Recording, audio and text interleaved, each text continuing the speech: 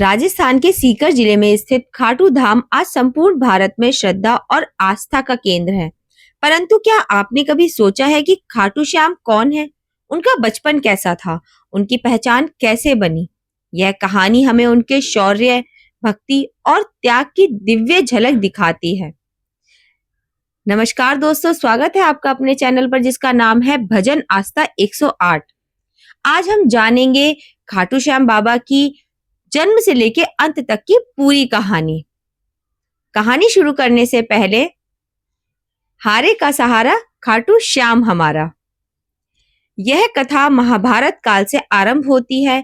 महावीर भीम और उनकी पत्नी हिडिंबा के पुत्र घटोत्कच का एक वीर और दिव्य पुत्र था, बर्बरिक। जब बर्बरिक अपनी मां के गर्भ में थे तभी से वे मंत्रों की ध्वनि सुनते और शक्ति अर्जित करते थे। एक दिन एक सिद्ध संत ने हिडिंबा को आशीर्वाद देते हुए कहा, तेरा पुत्र अपार शक्ति और करुणा का प्रतीक बनेगा। वह कलयुग में श्याम नाम से पूजित होगा। बर्बरिक का बचपन बहुत ही विलक्षण था। वे बचपन से ही शांत स्वभाव, दयालु हृदय और महान बुद्धिमान थे। 5 वर्ष की आयु में ही उन्होंने धनुष चलाना, तलवार चलाना और युद्ध की अनेक कलाएं सीख ली थी। उनके अंदर अन्याय के प्रति तीव्र विरोध और सच्चाई के लिए लड़ने की अद्भुत ज्वाला थी। गांव में जब भी कोई दुखी होता, बर्बरिक उसकी मदद करते। पशु पक्षियों के साथ उनका विशेष प्रेम था। एक बार गांव में सूखा पड़ गया।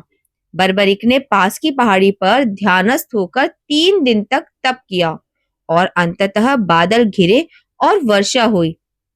तभी से लोग उन्हें देवपुत्र कहने लगे। बर्बरिक ने तपस्या से भगवान शिव को प्रसन्न किया और उनसे 3 दिव्य बाण प्राप्त किए जो अमोघ थे। इन 3 बाणों की विशेषता थी, पहला बाण जिसे निशान दे उसे चिन्हित कर दे, दूसरा बाण जिसे मारे उसे नष्ट कर दे, तीसरा बाण जिससे रक्षा करनी हो उसे बचा ले। इसके अलावा भगवान अग्नि ने उन्हें एक विशेष धनुष दिया। उनकी यह शक्ति इतनी अद्भुत थी कि वे अकेले ही महायुद्ध का परिणाम बदल सकते थे। बर्बरिक की मां हिडिंबा ने उनसे एक वचन लिया था, बेटा तू हमेशा उस पक्ष का साथ देगा जो कमजोर हो। बर्बरिक ने वचन दिया कि वे सदैव कमजोरों का साथ देंगे, चाहे परिणाम कुछ भी हो। इसी वचन ने आगे चलकर उनके जीवन को महाकाव्यात्मक मोड़ दिया। जब महाभारत का युद्ध प्रारंभ होने वाला था तब बर्बरिक ने युद्ध में भाग लेने की इच्छा जताई। उन्होंने अपने घोड़े पर सवार होकर कुरुक्षेत्र की ओर प्रस्थान किया। जैसे ही वे कुरुक्षेत्र पहुंचे, भगवान श्री कृष्ण ने उन्हें देखा और चौंक गए। कृष्ण समझ गए कि यह कोई साधारण योद्धा नहीं बल्कि अत्यंत शक्तिशाली महावीर है। भगवान कृष्ण ने साधु वेश धारण कर बर्बरिक से पूछा, हे वीर तुम किसके पक्ष से युद्ध करोगे? बर्बरिक ने उत्तर दिया, जिस पक्ष को कमजोर देखूंगा उसका साथ दूंगा। यह मेरी मां का वचन है। कृष्ण मुस्कुराए और बोले, यदि तुम युद्ध में भाग लोगे तो तुम दोनों पक्षों को बारी बारी से कमजोर होते देखोगे और अंततः अकेले ही बचे रहोगे, तब क्या करोगे?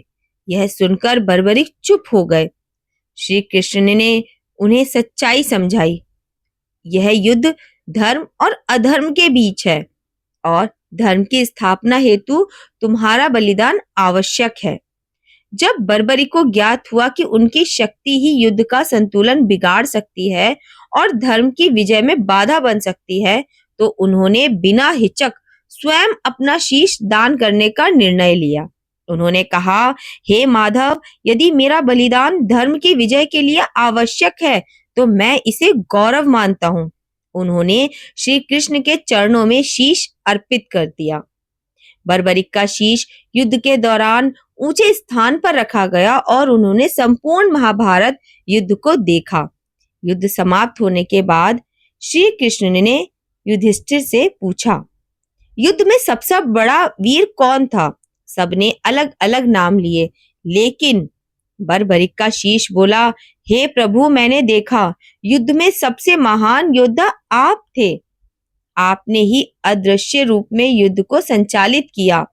यह सुनकर सभी आश्चर्यचकित हो गए और बर्बरिक के बलिदान को अमर घोषित कर दिया गया। महाभारत के युद्ध के हजारों वर्ष बाद कलयुग में बर्बरिक का शीश खाटू नगरी में धरती से प्रकट हुआ। यह घटना दिव्य चमत्कारों से भरी हुई थी। स्थानीय राजा को स्वप्न में आदेश मिला और शीश की स्थापना की गई। धीरे धीरे इस स्थान पर एक भव्य मंदिर का निर्माण हुआ और बर्बरिक को खाटू श्याम के नाम से पूजा जाने लगा। उन्हें श्री कृष्ण का ही रूप माना गया। इसलिए कहा जाता है, जो हारे को हरने वाला है वही श्याम हमारा है। खाटू श्याम जी आज लाखों भक्तों की आस्था का केंद्र हैं। उनकी बाल लीलाएं, उनका त्याग और उनका सरल हृदय हर किसी को आकर्षित करता है। उनका संदेश है, त्याग, भक्ति और सच्चाई से बड़ा कोई धर्म नहीं। अंत में खाटू श्याम जी का बचपन और उनका बलिदान एक ऐसा अद्वितीय उदाहरण है जहां शक्ति, भक्ति और विनम्रता का संगम देखने को मिलता है। उनकी कथा सिर्फ एक पौराणिक प्रसंग नहीं, बल्कि आज भी हर भक्त के लिए जीवन का मार्गदर्शन है। अगर आपको खाटू श्याम बाबा की यह कथा पसंद आई हो तो इसे ज्यादा से ज्यादा लोगों के साथ शेयर करें, क्योंकि अगर किसी भी व्यक्ति के मन में आप थोड़ी भी श्रद्धा उत्पन्न कर पाए तो आपको बहुत पुण्य की प्राप्ति होगी। तो अगर आपको ये कहानी पसंद आई हो तो कहानी को लाइक करें, चैनल को सब्सक्राइब करें, साथ में दिए गए बेल आइकन को भी प्रेस करें, जिससे हमारी आने वाली हर नई कहानी आपको पता चल सके। जाते जाते जय श्री श्याम, जो हारे को हरने वाला है वही श्याम हमारा है। अगर आपको कहानी पसंद आई हो तो कमेंट में जरूर लिखें। हारे का सहारा खाटू श्याम हमारा।